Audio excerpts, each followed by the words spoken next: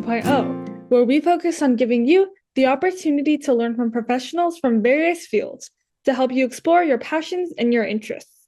Hi, my name is Elaine, and today I will be interviewing Dr. Bonsall, who specializes in knowledge representation and reasoning, as well as declarative programming languages.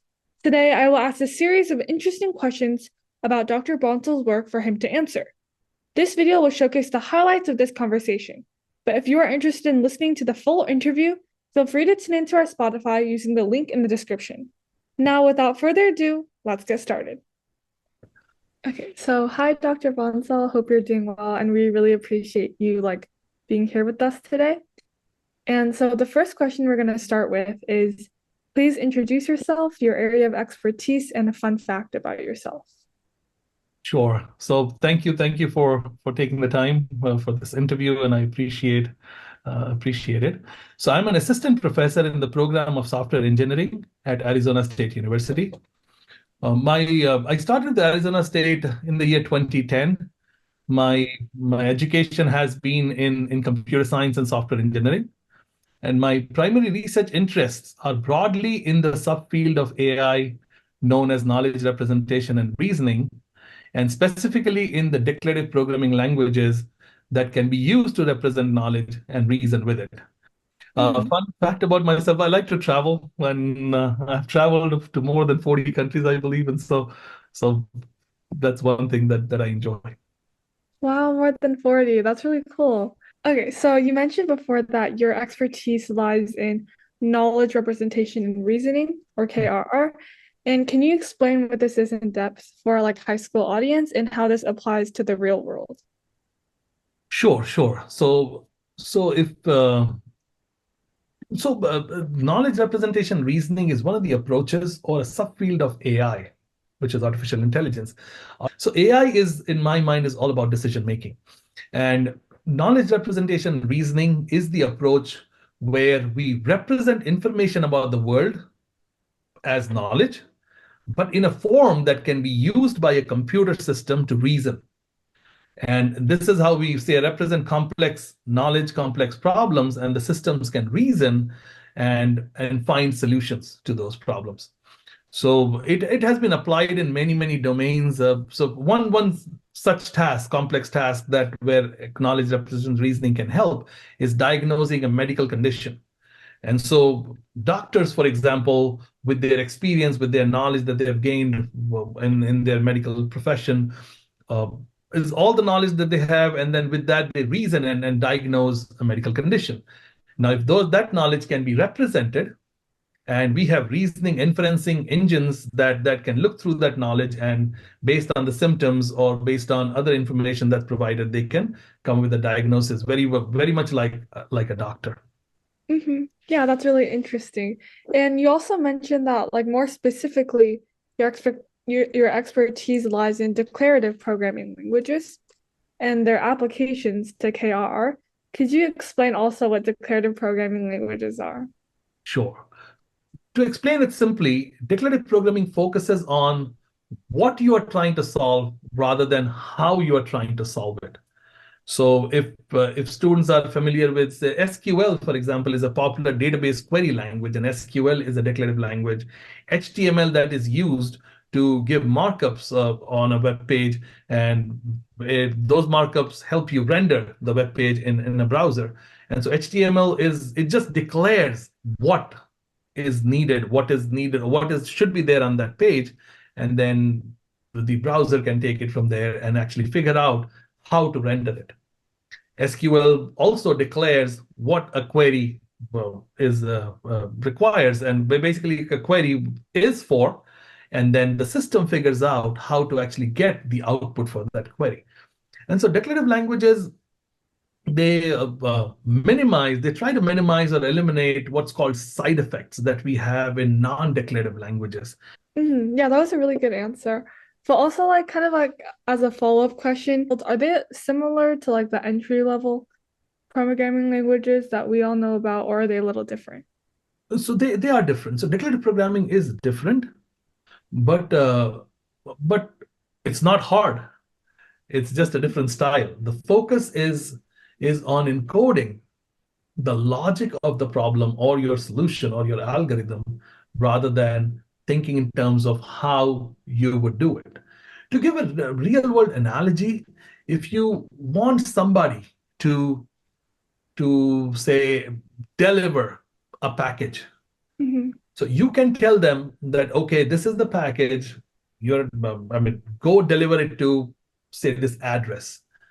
Now, that person, or if you're using a technology, that technology can figure out how or what is the path to go from that point, the current point, to the address where the package needs to be delivered. So here you just declared what you want. The system figures out how to take care of it. So that's the style of thinking that's needed for declarative programming.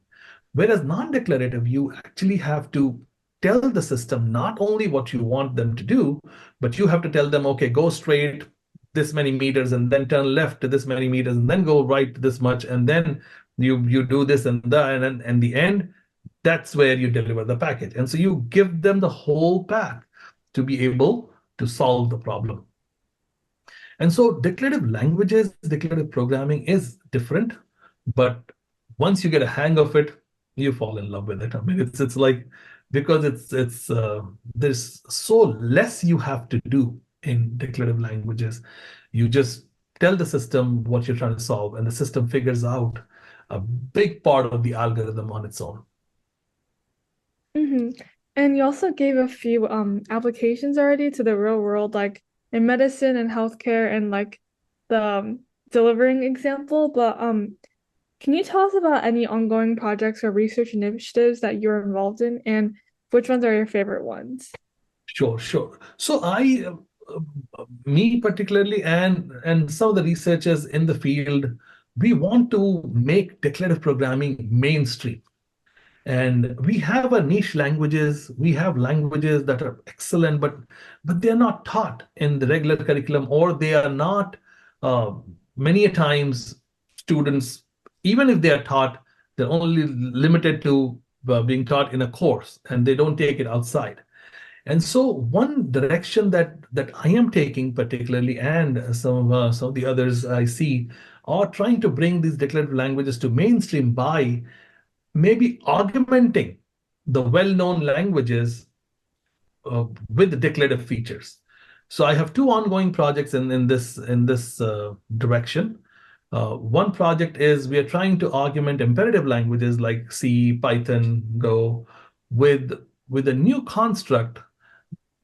We call it the predicate construct, uh, that will help programmers of that language do declarative programming in that language. And so they don't need to really learn a new language at all. You just need to learn a new construct and how it works. And then in their favorite language, they'll be able to do declarative programming. Another project that is being done is where within declarative programming, we have multiple paradigms. So there is functional programming and there's logic or relational programming. And so one of my students and we are working on and trying to bring relational programming, which we believe can be applied to many domains and can be useful to functional programming. So again, the focus is more about making these declarative features and declarative programming mainstream and can be used by many. Okay, and so our final question is actually for students and professionals who are really interested in pursuing your area of research and the things that are in your domain, what advice or insights would you offer based on your experiences and successes?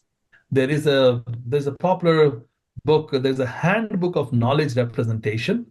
It is published as part of a series known as Foundations of AI, and it is one book in that book series part, and that is a good starting point if they want to know the foundations or how it all started and what are the basic things. And then a little bit, it's a fat book, right? And so it covers a lot of things.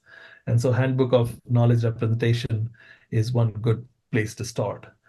The and once you cover that, or you want to know some of the recent challenges and some of the future challenges that we are looking into in the field of KRR, there is a recent article that was published last year from called "The Current and Future Challenges in Knowledge Representation and Reasoning."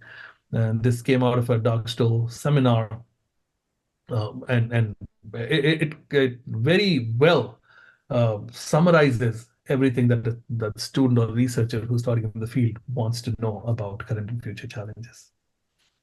That was a really, really in-depth answer. Thank you so much. Sure. I will definitely recommend that to the people watching this video.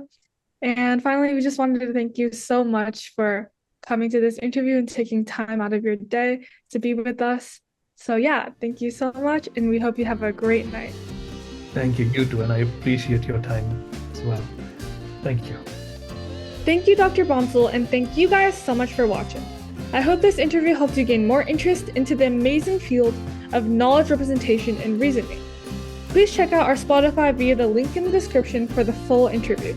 If you are interested in more content like this, explore all the other videos we have on our page. We hope to see you in our future videos as we explore other intriguing topics.